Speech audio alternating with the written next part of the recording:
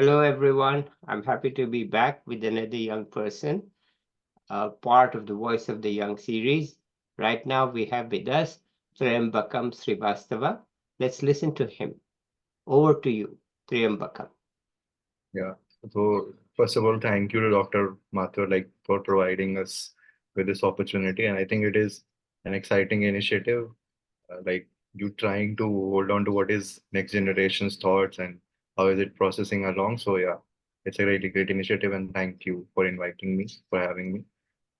So my background a bit. So I am Tryambakam as you introduced me, and I have a undergraduate degree in engineering. Then I went towards public policy and economics, where I graduated recently from IIT Delhi. I was scheduled to move to Paris School of Economics, but I decided to defer that admissions, and I am very keen on pursuing PhD in economics, uh, focusing on health and other aspects. And this is the background in which I operate, but this transition, I think I have seen a lot of my friends and a lot of people around me in engineering at least make this transition. And uh, I want to maybe talk about a bit how people in engineering and overall are shifting towards various domains, and especially also given your expertise in economics and why I particularly love economics and how would I like to contribute. Okay, but So, let's also understand what happened that pushed you or pulled you into engineering. so for engineering, I particularly always have felt like there are not as much as options available, at least when I was in 2016 preparing, graduating from high school uh, for a well-balanced career as we see now. So there are entrance examinations for design, law, and other fashion engineerings and other things. But during my time tenure, it was still limited to broadly, you have to go to IIT to make a particular career. And then there also people start from right from like class sixth and seventh. So you are in for a tough competition starting from like 11th and 12th. So I did make it to a good state engineering college, which was competitive in itself, but that was not considered good enough. Yeah. Very, very frank. And uh, this was my initial push for engineering, but I have come to realize this even in economics, right? Pursuing economics, that you certainly have an edge if you have certain sort of mathematical training in the way that it helps you think linearly to one thing to next to next to next. So it helps you decipher those elements, put it in perspective. So for engineering, I think it was a good, happy stance. Uh, and second, focusing on the bigger and the broader picture, I think uh, engineering helped me with two things. Like before coming into my postgraduate, first is the sort of somber realization that even though if you have come to this place with some amount of hard work, coming into a government institutes like exposes you to this fact very early on that there are much smarter people than you who have come to your same institute with much less resources coming from inner cities or even from villages and towns. So that was sort of a realization. And second, uh, the kind of diversity I saw, not only in people coming from different groups, but in just the ideas that they had. So a lot of them were literature folks, some of them philosophy folks, some of them movie buffs, some of them design buffs, all of them in different clubs and places. But they had no such as like impetus for going to another set of like degree or other. So they came and chose engineering. So even though they wanted to maybe do different things. So I think that exposure, I think personally miss in some of those institutes who have a specific focus on say political science, economics, or history. A lot of similar thinking people come in here, maybe different in ideas, but not so different in all these passions. So I think I really enjoyed engineering, and then I came to my postgraduate. So So when did coming you into public, realize that this is not you?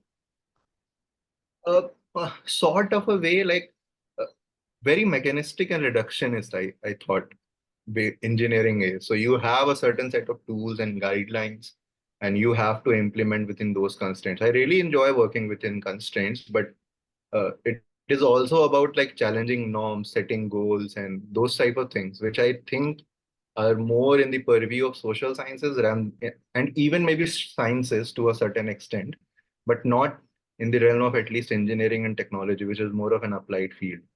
So And I started with this key. I would intern in some organizations. So I started interning with some organizations. These organizations were working in grassroots, trying to, address social mobility, how people are getting access to RT and how they are moving up the ladder. What is their income increase? So it has been, I think, a decade since RT was implemented almost, and they wanted to survey. So I started serving these people. And really remarkably, I found out that people at least have started to go to school. And like going to school also changes a lot of conceptions of like what their rights are, what they can see and what they can access. So these sort of things I really enjoyed. Then I started working with more and more organizations before coming here at IIT Delhi for public policy. And so when I came to IIT Delhi for public policy, but this was the realization, but I wanted to do something in the sector of public policy, but I didn't have the focus what I should do and what should be the domains I want to contribute in. And one of the things that IIT Delhi, I think, really helped me in this program, especially, and maybe this is an advertisement for the program also in that regards, is people from a lot of diverse mind came in faculty and as in students. So that helped me exposed to a lot of ideas where I can contribute in. And also there was a clear divide in methods and like, so we have two tracks in that regards, political science and econometrics in that regards. And where I felt comfortable contributing it, I can go through those courses and methods and training. So I really enjoyed those techniques, and that helped me actually zone down uh, my belief whether I should go for a PhD or maybe continue in as a working professional in NGO. And I decided latter is much more for me to contribute maybe intellectually and in academia rather than in Mhm. NGO. So you finished from IIT. Yeah, I just finished recently, Mhm. and well, I had the opportunity, like I was kind enough to receive recommendations from my professor, and I had the luck of getting admitted into Paris School this year for their master's program in applied economics. Wasn't able to go despite having a scholarship due to some personal injuries, and I had to defer the admission. But yeah, the long term vision is maybe secure a good PhD in US or in Europe, so I can get myself trained well and maybe do well. Uh, so like I think I have missed a particular part where I want to tell with the motivation for PhD, and so a lot of people really so I had this it's certain sorts of like I really enjoyed reading. So a lot of reading, just reading Mm, uh, generic kind of books, fiction, non-fiction, and then whenever a new book would come out, I would like to engage with it in mm, terms of like the contents and mm, everything. And so two books like I really really inspired me in that regards was one a recent book by India that is Bharat by J. Deepak. And I think one of the lines that actually stuck with me was a lot has been done in India to change the content of the discussion, but not the terms of engagement. mm, So this line really stuck with me, and like I really wanted to pursue in that India in that regard. And somehow my obsession with public health, I really see a lot of after COVID, or I've seen a lot of prolonged effects on people and in general, but a lot of our practices, how our cities are designed, and a lot of things, I think uh, policies are not aimed at preventing public health or indulging people in those sort of behaviors and practices that can help them live longer and maybe a better life, mm, and not live longer in terms of qualities or dailies. mm, So I started out with this, like I had this vague idea in mind, and then my professor kindly offered me a, a particular idea that she was working on, but we got interested. So this idea is, I would just give it, this was my 1 year thesis, or maybe just give a summary of it. So this idea is that we look at the impact of a particular act called TCPNDT Act. With this act banned sex selective abortions yes. in 1996, and this particular act, we looked at the effect of this particular act on the health of the mothers. So generally, I think in India also and in a world also global sense, a lot of people try to correct these norms or social behaviors through technology or legislation and all these things. And we come to a conclusion that this is sort of faulty mechanism in that regard, even though it might be better for certain things. But So there is a lot of literature. I think a lot of people have worked on this. Ki how this particular act actually did not help girls in that much regard. It worsened their health outcomes just because of the fact that now people did not had the chance to eliminate girls. They were less wanted. So having less wanted, people were investing less in their education, their health outcomes, and other things. Even if there was no direct discrimination, the people started just having bigger families, especially girls. If you have a firstborn as a girl, so we will generally see, and I think it is a very common observation that people stop if they have two boys, but if they have two girls, they continue towards third and fourth child in hope of getting a boy. Yeah. Just by the quantity quality trade-off, the investment per girl per child would be less if Yeah. you are born in a family in that regard. So this is where we started. So this was the initial, but I and my professor during a discussion also had this idea that you might try to correct this through technology, but now girls of those particular mothers who want a boy are just having more kids. Yes. So having more kids is also risking, not only risking their life, it is also risking them to exposure to anemia and other forms of work. Then this is Mm, what exactly we find. So mm, our findings indicate at least 500,000 more anemic cases, particularly attributed to this. And we have used a difference in difference framework from that mm, regard, mm, from the literature, and we have found mm. out like 500,000 more cases. Yeah. And this is something we intend to present at Indian Medical Association, but this is an initial finding. Yeah. And we have also seen the fertility post this act, who in the mothers who have firstborn girl as who has first child as a girl has increased substantially. So they are having on average one more child at least. Yes. This is slight concerning in this regard that this act intended something other, but just because you bring in an act doesn't mean the son preference goes away. People still want a son, so they will find your way around it. Then we corrected this act to Beti Bachao and Beti Padhao Abhiyan, and we do see a certain sort of reversal when people start working on these social norms. So there is a reversal starting from 2015 and 16, and I think other papers also corroborated. So this is what gets me excited, and I think Mm, just doing this thesis and just talking to people about it, and then mm, also seeing a lot of people doing similar kind of work really got me excited. And then I took some courses also, which I think really informed me about the public health status of India and how mm, people are getting affected. One of the questions, like during, I think it gets brought up about IITs a lot, and mm, I think particularly it is a gendered issue. mm, mm, Which in that regards, mm. that is not the females facing majority of brunt of it, but rather males is mental health suicides, at least in IITs and a lot of even institutional setups like Kota and otherwise.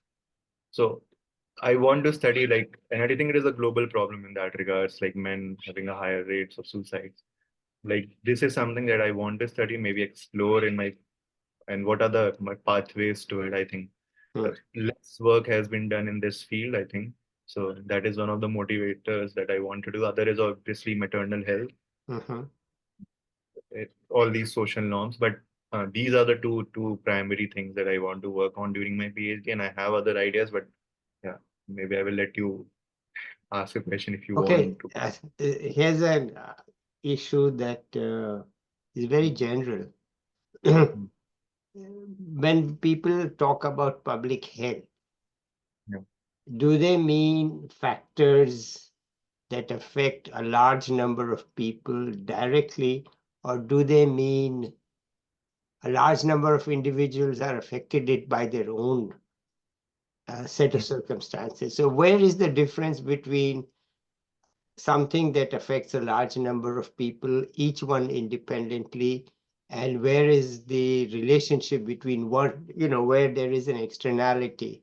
One person's health affects somebody else's health. That's what I'm saying. Is public health based on externalities, or is public health just based on numbers? Yeah, I think it's a good question to think about, but so other than, like focusing on these two work, I always have found it like from my training better to think it more from a lens of preventive measures Yeah, but why rather do you want to prevent? This is the question. Why do you want to prevent? Do you want to prevent because it's like secondhand smoke? Okay, Hmm. that's an externality. and Yeah. therefore a proper thing for public health. Because if I smoke in a crowded room, I'm affecting everybody's health. Yeah. But if I have cancer and a million other people have cancer, my cancer is not responsible for anybody else's any other problem, right? There's no externality here. So how is this public health? It's my health and your health and million people's health, but it's individual health. It's a very tough question I'm asking. Yeah. Why No, is no, it called public health? yeah, I think it's like, I think such kind of questions lie at the heart of like one of the classes I took was stratification economics. And I think a lot of those questions could be answered either by group or individual analysis. So I think somehow it lies. But like I would argue in that regard, so public health is what led you to have a particular disease is also sort of in way structurally determined by what you have.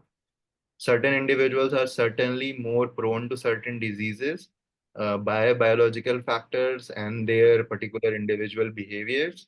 But those behaviors, I think, are not formed in isolation. So, if some communities, I think I have had this observation like a lot of daily wage workers consume a lot of tobacco, and it is always low grade tobacco. And I think one of the reasons why they do it is to suppress their hunger. It is not as much as they just enjoy it. So, but there is a market for production, and I think I was reading the study yesterday, like Hmm. consumption of like government getting 100 rupees in backs in taxes and imports have a cost on society in terms of 800 rupees. So like all the talk about demographic dividend and everything in that regard, if we are not going to have a very productive workforce in that regard, so how would it help us? So I would frame it in that context. I think it is a classic. I think So you're framing it basically in terms of quantity of people affected. quantity of people. Yeah. Right. And I think you need to be, I mean, I think people in public health need to be very clear about this. Are they talking about an externality, which is like in the pandemic? That for me, that's a true public health issue because your Hmm. behavior will affect the public. Okay. Yeah. Okay. There's an externality and your behavior affects not one other person, but the public. So for me, that is truly public. But what I find is that a lot of, not a lot, the mainstream is simply a quantity issue. Yeah. That this community is largely affected by this disease or this issue or this problem or whatever. And for me, that's a different way of looking at the public issue. And if you like abortion, that's not a public issue because one person's abortion is not really affecting anybody else's abortion. So when you are looking at issues that affect each individual and a large number of such individuals, and you call it a public health issue, then the remedy has to be different than Hmm. when you are faced with an externality. It's a very subtle point, and I don't make this point except to people that you are actually the first person I'm making it to, because I No, no. think most people in public health are Hmm. in a way not ready to accept this difference. Yeah. Where there is a quantity issue, okay, this thing affects 1 million people, so it's a public health issue, okay. Hmm. Like malaria is a public health issue. Why is it a public health issue? Because it affects a large number of people. But when you look in economics at what's the definition of a public good, Hmm. right? Don't forget your economics definition of a public good. Utility and non-private, I- right one. When you look at that definition, malaria is not a public health issue. It is an issue of a large number of people at the same time. Hmm. And when you have that difference between the quantity approach to public and the externality approach to public, then Hmm. I think it helps to clarify what are the issues. Because in the case of abortion, I think what you're talking about is that the doctors cannot tell you from a sonogram the sex of the child, right? That's you are banned, okay. But the doctors anyway told the people by smiling or keeping quiet, okay. So that act itself was ineffective because non-verbal communications are not banned. Right? Hmm. So you have non-verbal communication. There's no record, there's no video camera saying that, look, this is what you tell. You come out looking like this, then they know it's a girl. You come out looking like this, you know it's a boy. How can you prevent that? So actually that effect from day one was a bit silly, Hmm. because you are not able to stop the communication. Yeah. Okay. Even if it is verbal, one word is enough. And actually, as I said, non-verbal is enough. So when it is an issue of one person multiplied by X, and you call it public issue, then what you're really saying is it affects a large number of people, but there's no externality. I'm an economist, so you are now an economist. When there is an Okay. externality, the effect is different. Yeah. Right? And just keep that in mind as you go on public health issues, that look, we basically, there's no public in the quantity definition of public health. Each Hmm. person's preferences have to be taken into account, which is what you're saying. Now you're calling it social change. But the social change is a decision by each person, because there's Each. still people having girls even before that. Not everybody, this probability is higher of having an abortion. And that also in certain states, Hmm. which is income driven largely. In the poorer Hmm. states, you didn't find that girl Hmm. boy ratio difference. So it is actually an individual decision based on incomes, affordability, ability to get the test, and so on. So you are Hmm. affecting, I'm preaching now, sorry. You are No, affecting no. each person's decision, which doesn't affect anybody else. And then Yeah. there are decision places, instances where you're affecting each person's decision, where it affects a lot of other people. Hmm. Okay. And I think it's very important to keep the two things apart. And I think, the whole issue of public health was is dominated by non-economists. And Yeah. then they don't think about it this way. So I'm just brainwashing you. No, no, it's actually a nice way to think about it. Like just your statement going back to like public good and then externality. Yeah. So I just started to remember like what is the externality in that term? Like somebody bearing a cost who is not a party to the transaction. Yeah. Yeah, and that makes sense. Then I think in both approaches, a set of policy prescriptions given my expert like my training and that I think would be very different. Then you would have a different sort of ways to deal with this problems if you Yeah. consider I it mean, important. like cancer. Okay.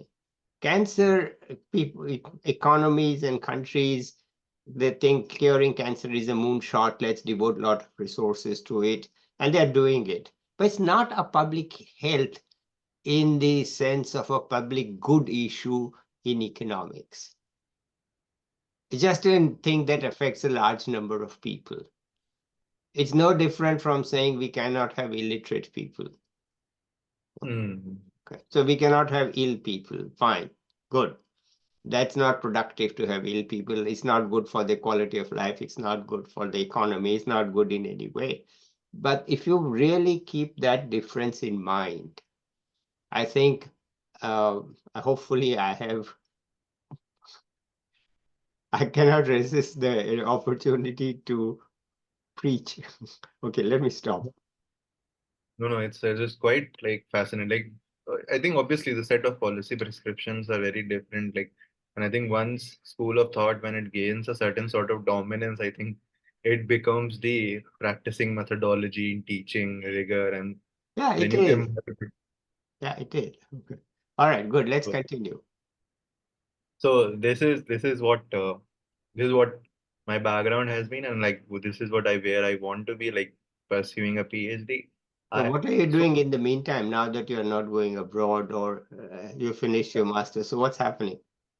So currently, I had the kind of opportunity to work with Dr. Surjit Bhalla. Like he has been kind enough to offer me an RShip position, and I'm working with him. And I have found out that I really enjoy working also on labor economics. So I think in all, it is just the methodology and the way of thinking towards economics. Like I think that I'm most excited by. Mm, And uh, like this point, I like really want to bring forward, and I think somehow like I think PhD in economics have become a very maybe elusive in that regard, that there are now a lot of steps involved to getting a good college in PhD in economics if you want to. So not just one master's is enough. So even some of the people that I know in PSC, like senior, like sort of seniors from India who were pursuing, so they have gone to PSC, done their masters, and then they had to look for pre-docs for a year or two, and then get recommended to get into some those universities. I think uh, which you would really want to go, like if you're going from India and spending 5 6 years abroad. mm, I think that has certainly become a big challenge, especially for me. I have the opportunity to work this year with him, with Dr. Bhalla, and then maybe I'm applying for pre-docs in next year to maybe just have a one more year of RAship experience mm, and then maybe apply to some good universities. But mm, I think this also I think reflects poorly on some of the admission committees, I feel, and I say this with certain sense of confidence because like doing a thesis for over a year, I have seen just the kind of variation in which people do thesis in, even in subjects. So mine major was Bhale public policy. I have a very close collaboration with all the people that were in core economics departments. And I could see the amount of effort they were putting in. But there is a certain set of assumption that goes in that if you are from this department or from this particular degree, you have a certain sense. You must be you must have done a thesis this well or this X well or Y well amount well. So I think that reflects poorly on the admission committees as a whole. I think which should actually look at these writing samples or your thesis work or your thinking thought more carefully than just you having a particular set of qualifications. But yeah, yeah, I think this reflects more broadly on the challenges I think which people will have if they really want to have a PhD in economics. Just like so, I read this very funny quote like doing a PhD is foregoing today's income and also foregoing tomorrow's income and maybe day after tomorrow. So mm, itself, it is a very I mm, think it requires a lot of commitment coming from maybe a middle class family like mine to put in effort to do a PhD, where I think both of my parents are like undergraduates in themselves. So just for them, like doing a BTech was also a big thing. So me convincing them that I had to do an RA shape, then I had to do a PhD, it doesn't make sense to them, especially yeah, yeah, in a country which is mostly driven by government jobs. So it's difficult to convince them, like what is the pleasure I'm deriving out of yeah, all the research. So I think they need to maybe make it a bit more accessible to a lot of broader sections of society. yeah. And being in IIT, I think certainly like just with this fact, I have started to see that a lot of good people started to come in PhD, especially after PMRF. A lot of good people. They are just motivated to do research. They're motivated to study. Just motivated to read Mm, papers. And the scene is still far from perfect. I think we have a very different problem in this regard that our most smart in that regard or most motivated people don't do PhDs, which is a reverse sort of filtration in European or maybe US, European countries or the US, where the most motivated at least people would do PhD. Here, the PhD general template is if you don't get an XYZ government job, this is the last pathway to getting a professorial job. mm, mm, So I think that needs a lot of overhaul in that regard. So one of that is one of the reasons I want to maybe do a PhD abroad. But yeah, this is something that I have learned through this skimming through admissions, and I know have a great experience applying outside and getting to very good programs. So uh, this fundamental shift, what I've seen is a bit concerning, at least for me. Like for people coming from at least global south in that regard, so it's not going to be very easy for them to get into the good program. mm, You sort of just probabilities in that regards or game in that regards is going to be very off the charts for them investing so many years into PhDs, and I don't know if it is worthwhile in that regard. So yeah, but like my motivation I think is it stems from the fact that it's just very nice to study certain papers and have those eureka moments. So it is difficult to tell this joy to someone who is maybe not not a mathematical bluff or an economist. So I just remember this taking an advanced econometrics class during my master's. It was a PhD class, and everyone was obviously had their masters, and some of them were professors at DU and other places. IIT Delhi being in Delhi, a lot of people that do PhD are professors at DU looking for advancements in their careers. And I had this moment where I was one of the assumptions of obviously linear regression is that you don't there is no collinearity between all the variables are not perfectly collinear. So I didn't understand this assumption ever. And this assumption it relates to a fact called rank in mathematics. So I have always studied this rank concept because I've been an engineer, so I knew matrix. But that day I realized why you need AX equal to B and X should not reduce its rank. So because if Yeah. two columns become identical, then there is a possibility that this would become zero even with a different set of variables. So this assumption is forcing the entire set of equations to have one particular solution, and that was just those sort of moments. I think I want to maybe have more. That is why I'm pursuing a PhD. But I think motivation would flatten out at some point if accessibility or just getting to these programs becomes so high. Mm, But I think jobs are a good opportunity, and I think more and more Indian universities also offering such sort of research assistantships and mm. PhD programs. EMRF sort of is just continued into more of social sciences. I know Okay. it's a science-based funding, but I think social sciences, if it is extended to social science, we would retain a lot of good talent in that regard. Okay. All right. So I Yeah, or think your maybe I. path is very clear, and best of luck. I already got admission into Paris School, which is a tough thing to get into. So no matter how faulty they are, they at least found some good in you. And working with Surjit Bala is, of course, itself an experience, and his recommendation is going to get you far. No question about that. So good, best of luck. Anything else you want to add here? No, it's just like this. I would end with this. Like, it's a wonderful series that you have. Like this, Okay. it's a rare sight. Like because I just saw your sheet when you sent me like to book a slot, and it was just so full that I understood that you were investing a lot of time, and it is both a sort of a technological investment in that regard. You're learning, I think, new mechanisms, posting it on LinkedIn or whatever, and I'm sure if somebody is even helping you, I think it's a No, big. nobody is helping me. I'm quite tech Oh, savvy. I have been tech savvy for 30 years. So I don't so need any help from anyone in tech. yeah, so let me take that back and just then add my commendation more and more in that regard, respect in that regard. So even at this like 24, 25, I find to struggle with technology. So I think so. But you see, the difference is that for us, my Yeah. generation, technology was a liberator. Hmm. Okay, for you, it's just technology, but for us, I mean, it was a way to do things that were not possible before. It liberated you from your constraints. So just to say, all when we were students and just young teachers and all, the university would have a main computer called a mainframe, and everybody would be using that. And you would probably be going to the computer center to use it. Okay. Hmm.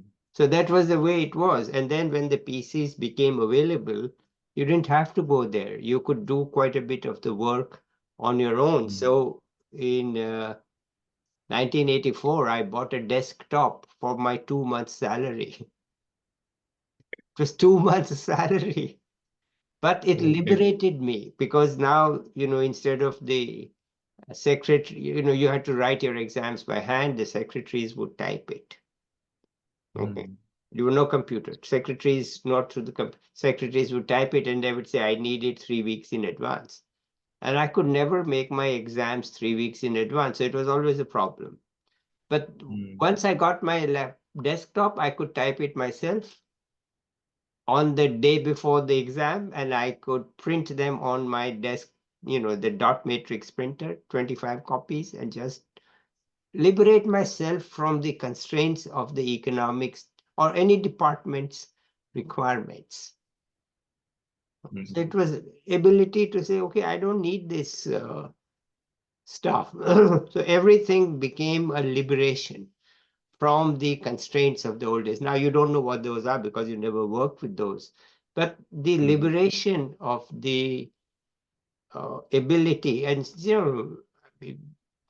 the people I know and work with, we were doing emails before Hotmail was created. So it was a way to be in touch without the cost. Phone calls were costly. It's not like today. They were costly. There was no text messages. So suddenly there was a way to communicate. And faxes were the only norm, but faxes were terribly inefficient and costly. So suddenly you had an email, which was cheap and effective, and then you could even send files, though it was very difficult to send files in those days. But it was a liberation because you now didn't have to say, okay, I'll send it to you by courier or this or that. So it was liberation. The technology was liberation. So it had a direct benefit on your time and effort and what you could do. So, I mean, it was worth the investment. I mean, you can't believe it, but as I said, I used to print on dot matrix. Dot matrix printers were not considered as formal. So you could do it in the students, but people who, typewritten stuff was like the equivalent of laser. Right? So when HP LaserJet 3 came out in 1989, I paid $1,000. I bought it on day one. $1,000 at that time when my income was very low. I said, look, I need my stuff to look professional. Once I have it, and it was big, heavy, and carrying it up to my apartment, the man who brought it was huffing and puffing. But there it was. I could sit at home, print my stuff, and give it to anybody.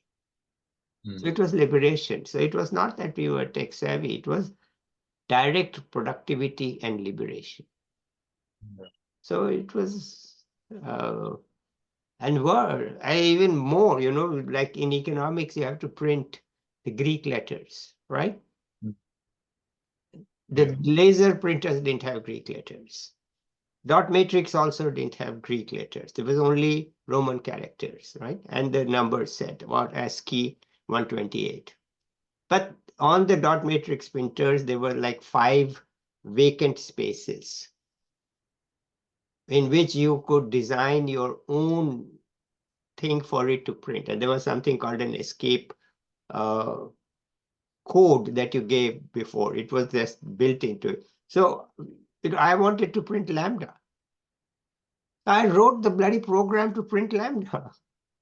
But then I could print my own papers in economics with lambda in it, instead of writing L and then saying, please pretend that L is lambda, because nobody could do that. So it was liberation. What I'm saying is that technology, being tech savvy, meant freedom. So anyway, let's end it here today. Thank you so much for such a wonderful exposition of your hopes and desires and your path. Anything else you want to add here? Just a thank you note, and uh, very grateful to be here, and I think it's just a great initiative on your part. Okay. Individuals like you are so learned scholars, and like having young people, I really like when Raghuram Rajan came to IT and he said that we need a certain sense of naivety to certain answers. But I think there is just a big difference between how like a person in 20s would think and how a trained scholar would you think. So engaging with them, like I think like requires certain sort of like certain openness and enthusiasm. And I think it is it is very, I think, very less in those quantity or numbers that people actually display. So a huge shout out to you for conducting Okay. this All series. right. And Good. Okay. So let's end it here today. I'm happy to be congratulated and appreciated. Let's end it here. I'll be back with another young person or an expert soon. Bye till then. Bye, everybody.